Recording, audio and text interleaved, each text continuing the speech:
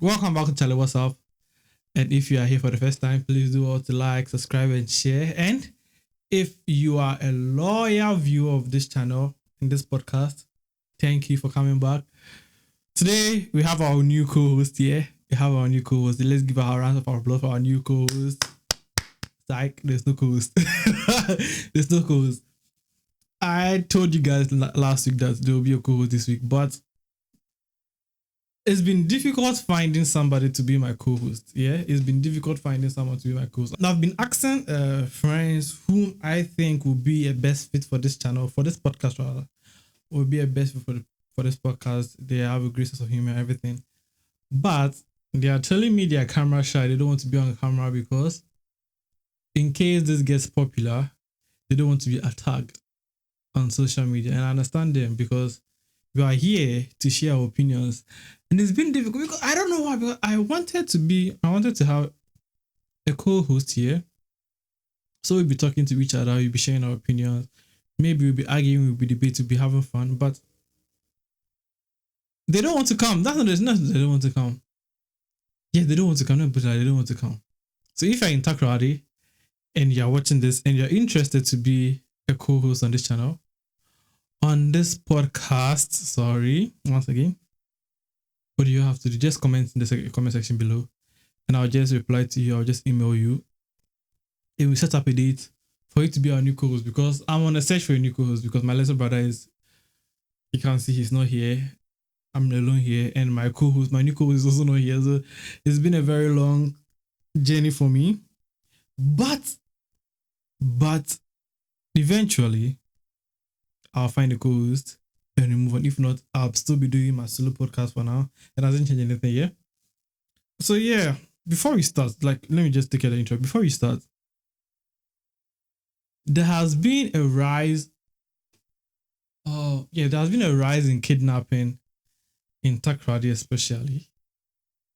And it's worrying because all of a sudden, this peaceful town has been hit by kidnappers. I follow one. Should I call the person influencer? That's the thing. I don't know if that person is an influencer or the person is a content creator.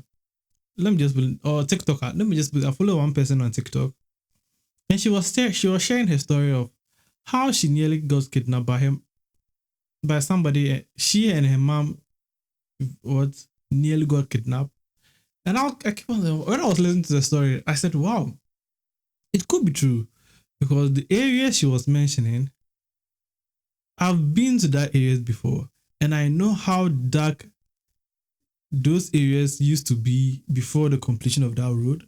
If I interpret and TTU, when you are branching towards, when you are going towards Sekindi, that stretch used to be a dangerous zone.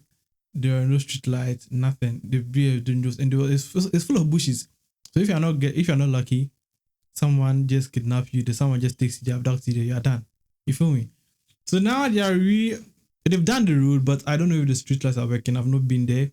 I just need to go and search for it. I just need to go and check if everything is done. But the kidnapping is, I don't know, but why all of a sudden there are a lot of kidnapping cases in the country? What is going on? Where are our, what do you call them? Where are our police service, our security service? Where are they? What are they doing? Because I have also heard another one on, is it Kaswa? Yes. Somebody in Kaswa, either the person got kidnapped or the person nearly got kidnapped. So I don't know, but there's been a change, a shift in the country. All of a sudden, kidnappers. Like Takrady, the 3 girls that got kidnapped, we still don't know what happened to the girls. We still don't know where the whereabouts of the girls. We don't know if we don't know anything about it, because I think the police service, they failed us.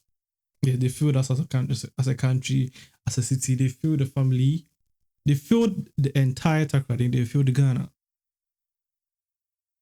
Because you can't be telling us that you have a lead, you have the suspect, and it's sad because whenever I hear kidnapping case in Takrady, I tend to say, what is going on, or why are these people kidnapping us?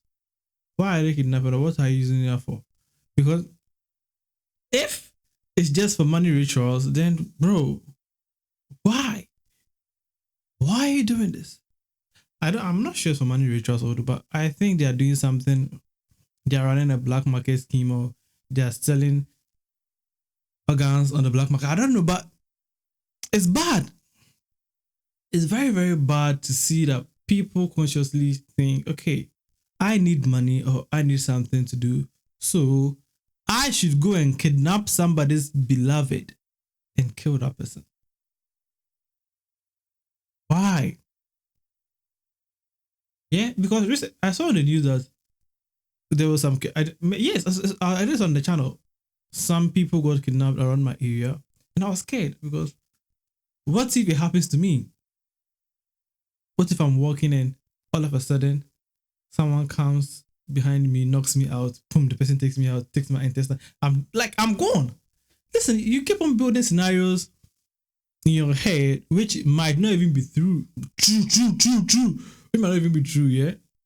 But because you have first-hand knowledge, because you have first-hand knowledge of it, you have seen where that thing happened, you tend to get scared. Okay, what if I'm passing here, it also happens to me? So I don't know about the kidnapping cases. Oh god.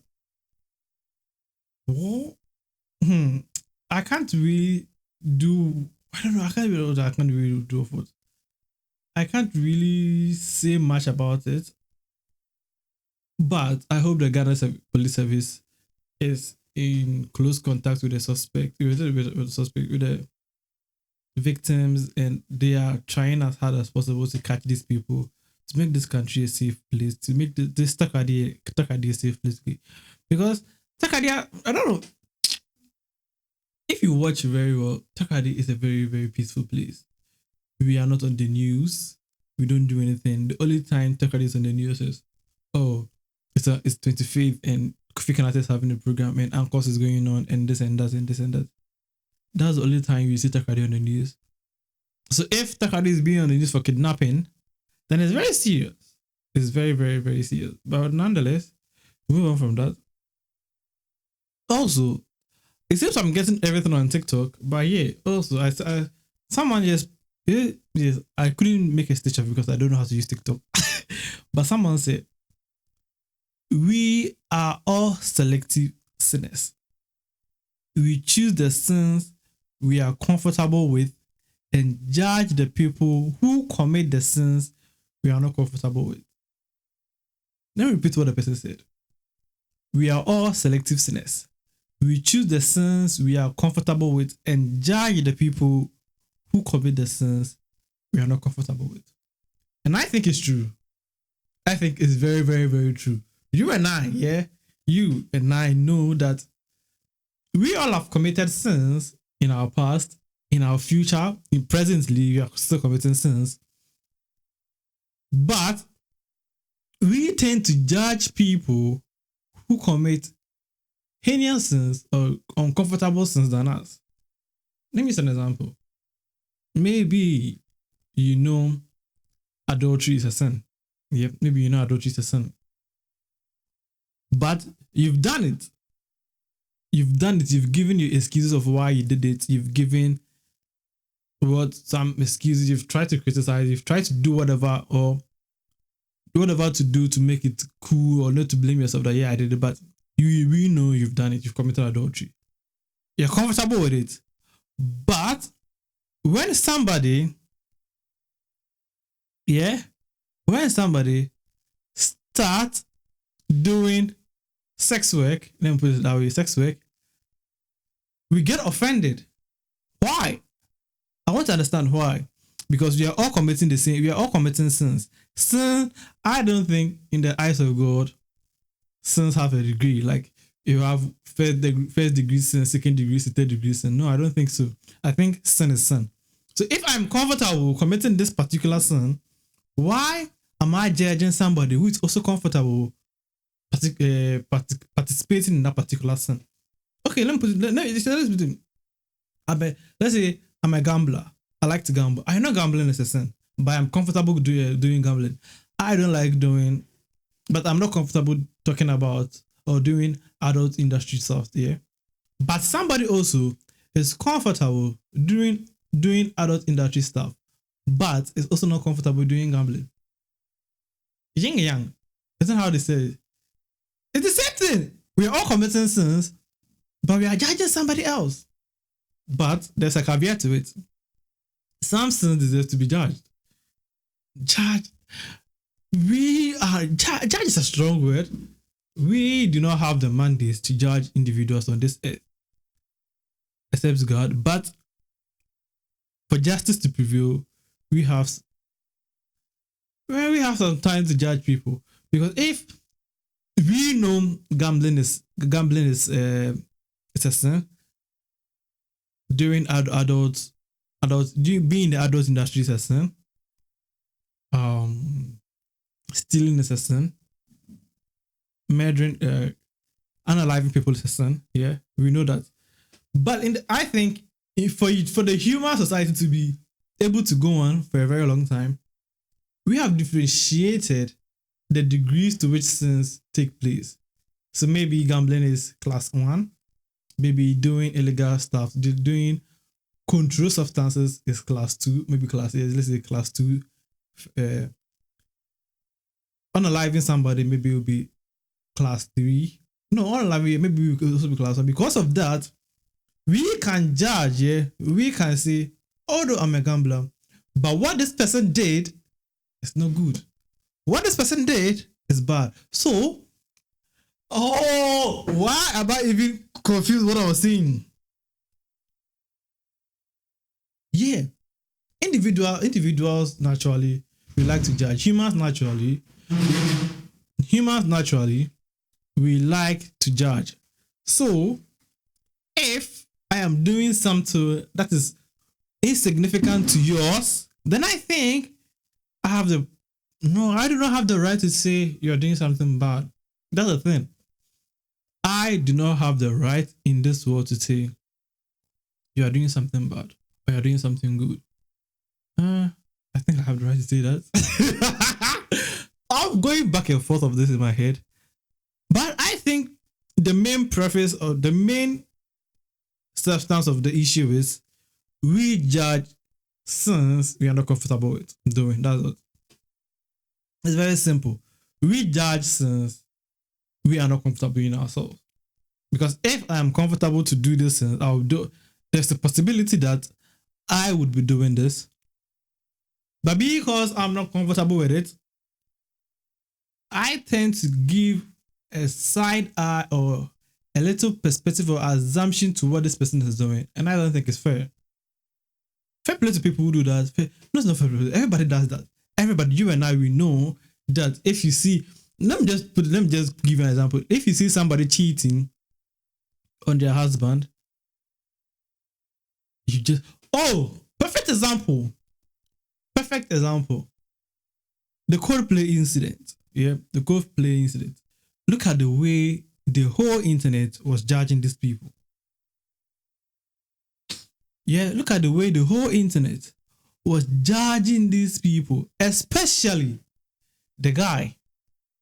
Look at the way they were tearing him apart. All of a sudden, people have does the guy, they've known his Facebook page, his address, whatever his name is, whatever he lives. Like, we are judging this guy and bringing him down and beating him down and do whatever you have to do with him. But the same people doing that investigation are also committing some heinous sins we do not know. You get me? They're also committing sins we do not know about. Maybe they're also doing illegal substances. We don't know. But because they are comfortable with it, they do not care. But what they are not comfortable with, the Coldplay incident, they are judging. It's very simple as that. I don't know the length of the explanation to give you, because I know my audiences are very smart and they know it. They can get it. They have a grasp of it. Yeah. Because it's very simple logic. same way, smokers, somebody who does not smoke sees, or somebody who does not smoke, when he sees people smoking, immediately he's turned off, like, oh, why are you doing this? These people, why they're smoking? They don't care about their health, they don't care about the environment, this, that. You feel me? But maybe that person also judging them is doing something behind closed doors. Maybe he's also performing, maybe he's also embezzling funds. We don't know about that because he is comfortable doing the embezzlement. He's comfortable stealing money. He's comfortable doing something. Yeah?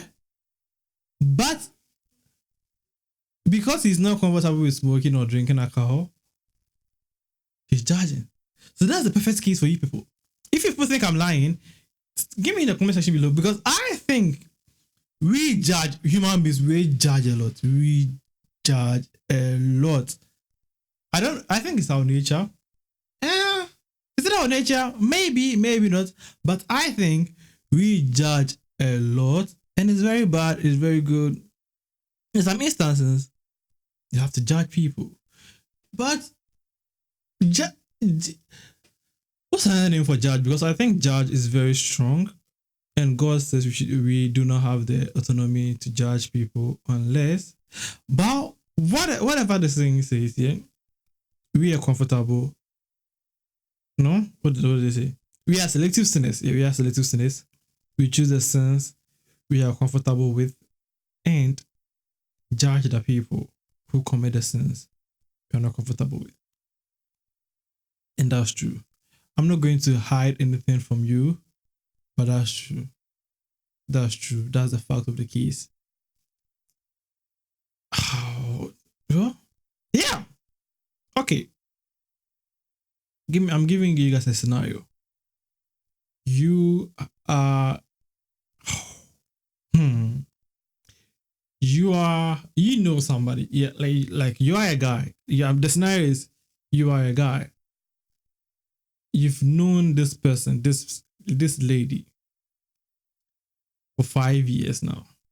Okay, 5 years is very, yeah, 5 years now. Initially, when you got to know this person, it was just platonic friends. You just knew, hey, hi, how are you doing? Or then you just pass by. Then eventually you realize, like, something happened. Something happened. You tend to get close to this person. Maybe the person moved into your neighborhood, yeah. So you tend to get close to that person because you're attending the same school. I'm adding more situations to this because they attend the same school, and you knew that person from school, but all of a sudden the person is in your neighborhood. The person stays in your neighborhood. Therefore, you've become close because you'll be going to school together. You'll be coming home together. You'll be doing most of social extracurriculars together. This person becomes your friend. Time goes on for 5 years, but you realize you're catching feelings for this person. You're catching feelings for this person because it's normal. It's nature. When you spend a lot of time, when you spend time together with one particular person, you start to develop something for the person. It does not matter if the person is from the opposite gender or not. You tend to be attracted to that person in a certain way. That is why we have the Stockholm syndrome. When hostages fall in love with kidnappers. So you understand that part. So it doesn't matter if you spend a longer time with somebody for a very long time, you tend to develop feelings for that person. Now, you have developed feelings for this beautiful lady. It's like maybe you do in year 3 or year 4, you started to develop feelings for this person. You kept it to yourself. So year 5, still you kept it to yourself. So year 6. Now this lady has been single for all this while. You've also been single for all this while.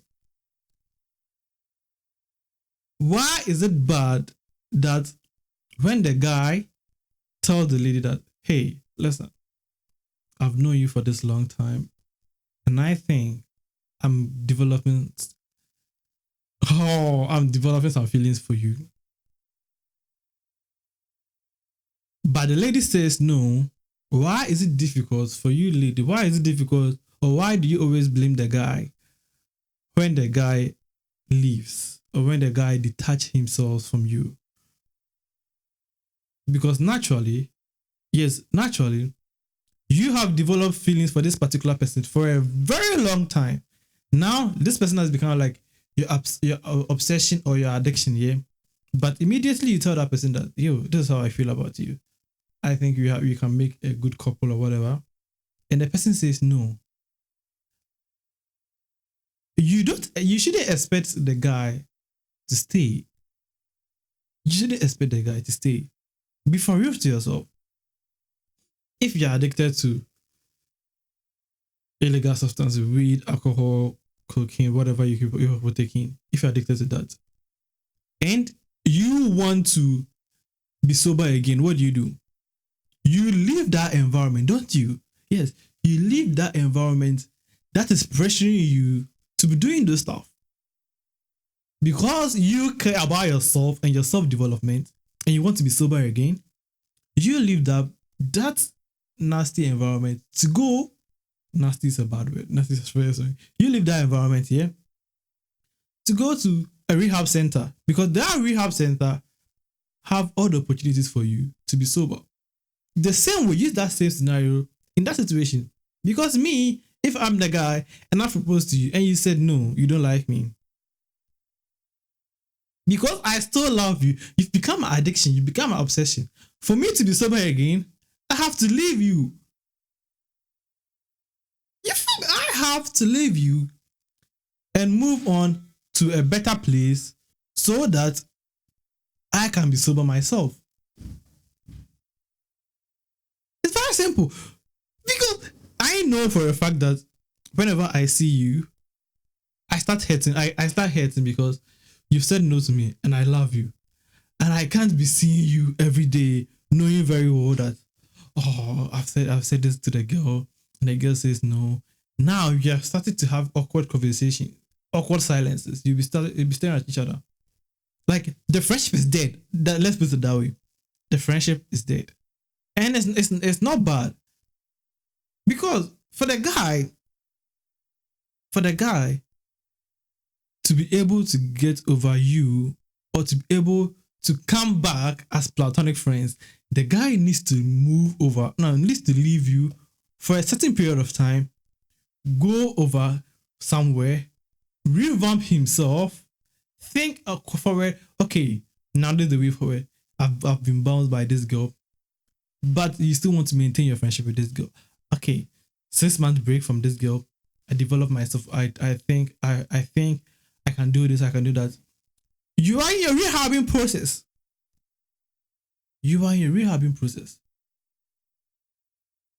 So don't get angry if a guy you've known for years all of a sudden proposed to you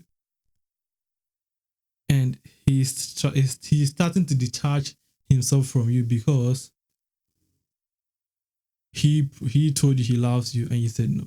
You shouldn't be getting angry, because now you getting angry, you are putting the guy in the same position as addict. Because if addicts get into an environment where there are things they are addicted to, they tend to use again. You feel me? They tend to use again. If they are not sober, they tend to use again immediately. So you the girl, putting that guy in a position, that guy has to come to you every day, seeing you every day. The guy, in him, he's hurting because he knows, I can't do this anymore. I have to leave. Or he's coming here every day. He can't do this anymore. He has to leave because he loves you. You don't love him.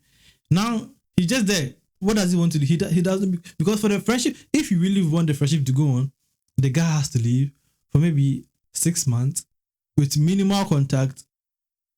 Minimal contact for the guy to develop and say, okay, you know what? This is what I did. And I think she does not love me. So for the best thing for both of us, I need to go away.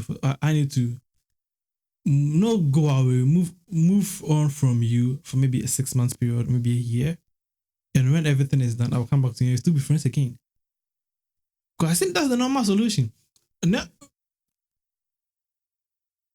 thinking from the perspective of the lady too, I'm not a lady, so it's very difficult to think, but thinking from the perspective of a lady, I think it goes the same way as you know this guy to be your brother or not brother. Oh, don't brothers on this person. You know this guy to be your friend for a very long time. And now this person has told you the feelings he has for you. Now you are hurt. You the lady, you are hurt in particular because in your mind you think, oh, this person wants to be my friend. Like this person has been friends for me for a long time. He doesn't want anything. So you've psyched your mind that that's your platonic friend, like your friend, nothing. But immediately the person says, I have this for you, I have that for you. You begin to think, oh, really? Now this is getting awkward because maybe you are having a boyfriend somewhere or you are talking to somebody somewhere. And this is getting awkward because their guy has to see you with somebody day in, day out. And you know that's hurtful. You know that's very, very, very hurtful. And I don't want anybody to go through that. So please, if you're a guy or a lady, don't get angry when someone proposes to you, you bounce that person, and the person intends detach from you for a certain period of time. Don't get angry because that's life, that's nature. That's how it goes. I cannot be in a room full of substances I am addicted to, and you in your mind think I should be able to get over it. No, it's not going to happen. It's not going to happen. It's not going to happen. The same way it goes to, what's the name? Engagement. Let's say engagement. Yeah, it goes to, should I, proposal, like formal proposal. You being like your boyfriend, girlfriend, and the boy says, I want you to be my girlfriend. Yeah, I want you to be my wife. Yeah. Immediately the lady says, no, I'm not ready now. Think of it as, bro, it's done. Because the guy is heartbroken.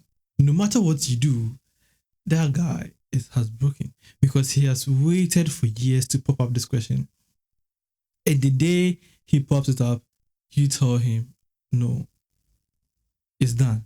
You can't do anything unless the person goes through therapy and you give him tangible reasons as you.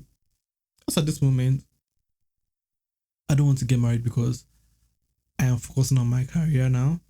I am doing this, and maybe in a year or two times, a year or 2 or 3, you can come back and tell me, hey,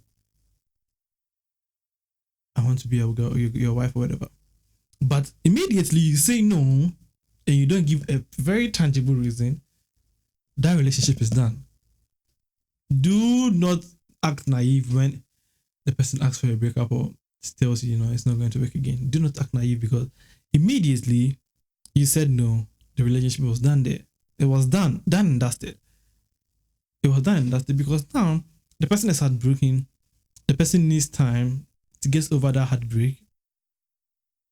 And for that, it will take years. Because you've been in that relationship for a very long time with that person. That person has been your go-to person, your buddy. And all of a sudden, the person doesn't want to spend the entire life with you, something of that. You get me? So it's difficult for me. I think it's difficult because I'm a man. I'm a guy. And I've been through that process. I've been through that process before. I think it's difficult for a guy to get over a lady. It's very, very difficult. You keep on seeing things on social media that, oh, it's not true that guys get over a lady within a first month. No. It's a lie. Let me tell you, it's a lie. It's difficult for a man to get over a lady. It's very, very difficult for a man to get over a lady. If the breakup is out of the blue, let's say it's out of the blue, like all of a sudden the lady asks for a breakup. Like, wow. Now, that guy is about to spend years of his life resenting you. He's going to spend years of his life resenting you because it's going to take years for him to get over you, for him to mend his heart, and maybe find a different person. And you know what's funny about all this? You would think you are fine. You are very, very done and dusted. Maybe you've used 1 year to get over him, or you get over her. You've done everything. Then one day you will just walking. You just be walking, or even not you'll not be walking. Snapchat just sends you 5 years ago flashback. Then you and the girl, and you start crying. You feel me? So that entire process has been undone with that trigger. You feel? So it's difficult. It's difficult for guys to get over things, and it's normal. It's normal in life that people tend to spend a longer time in getting over things. Oh, yes, and my last one for today is my pet peeve.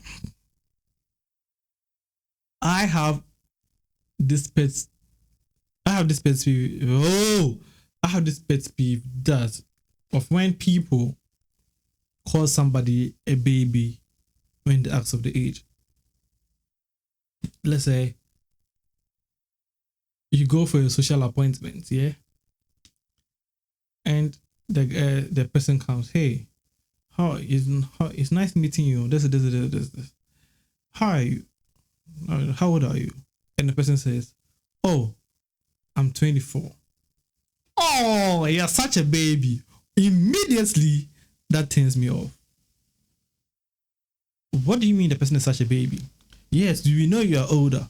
We know you are 60 or you are 80 or you are 53 or you are whatever. We don't care about age. Do not call somebody like, oh, you're such a baby, because that's a turn off for me. Why are you just saying the person is just minding the business? You approach the person, you ask the person of the person's age. The person's age. And you're telling him, oh, you're such a baby. So what was the use of it? Like, it's pointless you saying that, oh, you're such a baby. You're such a baby for what? You are such a baby for what exactly? You're such a baby. So you are the grown one. Go and do something about it. If you think you're good enough, go and do something about it. Because it comes off as arrogant that, oh, you're such a baby. So what? And what pisses me the most is immediately they say that, they tend to invalidate what the person is about to say. They tend to switch off their brain and invalidate what the person is saying. So let's say they're having a conversation about football. Yeah, let's say they're having a conversation about football. And then this person is like 30. This person is like 30. And the other person is like 24, yeah? They're having a like strong argument, like this is bad, the football has changed, and now then all of a sudden the person asks, how old are you? And said, I'm 24. Yeah, you're such a baby. You don't know whatever is going on. Then they start invalidating whatever the person is saying. They invalidate the person's experience, everything. It pisses me off. Like, it really, really pisses me off. I don't understand. I understand why, because you are using the age of that person to invalidate his experience or her experience, which is very bad. You might be 30 years old or 40 years old or 50 years old, and you might not have that experience the person is having. Yeah. You might not have that experience the person is having at the moment. You don't have the expertise the person is having. What you learned is archaic. What you thought of it is archaic. Your knowledge is archaic. Now there has been new rules or new things to govern this whole thing. Yeah. So you cannot just say, oh, because you are young, the person is a baby, and you start invalidating the person's experience, the person's knowledge, the person's expertise. It's bad. It's very, very, very bad. And I'll always say this. If I get to be in a debate with people of that sort, immediately I just shut up. I don't talk again. Because there's no need for you to even explain yourself. The person thinks you are a baby and he or she has even validated your experience before you even speak of it. So there's no need for you to even speak of it. So you just have to keep quiet, let the person do whatever the person wants to do. Then you move on in life. It's very, very simple. It's very, very, very, very simple. I don't want to talk much. Oh, shoot. I forgot what I wanted to say about F1.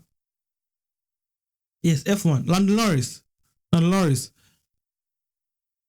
don't know what you are going through at the moment. I don't know where your headspace is.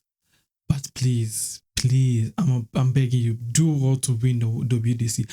Lando, I am begging you because you are the fastest up. You are the fastest on the grid at the moment. This year, you are the fastest on the grid. But your petty mistakes, your little mistakes, is costing us. It's costing us a lot. Yesterday, yes, the Belgium, Spa. What happened in lap 1 ended our race. What happened in lap 1 ended our race. And although we tried to come back, you made little mistakes. And that little mistakes in the end cost us, because at the end of the race, it was a very, very, very, very, very small time between you and Oscar. Ow! I want you to win the 9 from 8 to 16 point difference. I want you to win this WDC. And I want you to shut down these double standards in the F1 sports. Because everybody in F1, all F1 fans, have now come to the realization that the McLaren car is winning the WDC this year. Yeah, they've now come to the realization that the McLaren car is winning the WDC this year. So they are using certain standards for Lando and another set of standards when it comes to Oscar. When Oscar performs well, Oscar is great. Oscar is this. Oscar is that. When Lando performs well, yeah, the car is a rocket. Nobody is this. Nobody is that. Boring race. Like, why are you doing this? Like, why are you guys doing this? Yes, you understand you hate the guy. We understand you hate the guy. But you can't tell me that the McLaren dominance has been the most boring ever in this sport. I started watching when Hamilton won his last. Yeah, because I didn't know what F1 was. I started watching when Hamilton. Is it Hamilton? Yeah, when Hamilton won his last WDC. Yeah, when Hamilton won his last WDC. But I've done my research and I know the Mercedes dominance was a little bit boring. And them Red Bull dominance, the Max Verstappen dominance was very, very, very boring. That was very, very boring because when we start the race, lighters, here we go. Immediately Max takes off, he has won. So you can just sleep from start to finish. You open your eyes, you know who won. Max Verstappen. It goes per time. Max won every race. Boom, boom, boom, boom, boom, boom, boom. You are not calling that boring, but you are calling this boring. Yes, you hate McLaren. It's understandable. It's acceptable. People are entitled to who they want to hate. You can't be using double standards in this equation, in this scenario, because you can't be giving one particular person, one particular teammate this grace, and when it comes to this particular thing, you just tear the person down. Why? Why? Just because you don't like the person? Me, I want Lando to win the WDC. If he wins, I'll be happy. If he does not win and Oscar Piastri wins, I'll still be happy because I'm a McLaren fan. But I support Lando Norris. So I'm not come to say, oh, when Lando wins, Oscar is bad. No. When Lando is at fault, I'll just own it up. Yeah, Lando is at fault. Like he was at fault in Canada. Is it Canada? Yeah, in Canada, he was at fault. The collision for the accident. We know he was at fault for that. When it comes to the time when Oscar is at fault, we have to say the same thing that Oscar is at fault. When Oscar wins, we have to say, oh, Oscar won. Oscar won. Oscar did a nice drive.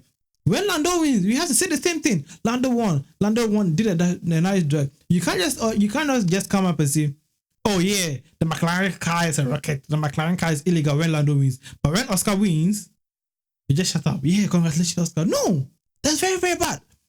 It's very, very, very bad. And you guys need to stop it. You need to stop it.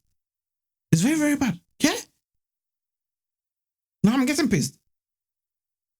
This is where I'll end today. And if still searching for a co-host, so please do all. Come to the comment section if you want to be a co-host, okay? Catch you same time next week.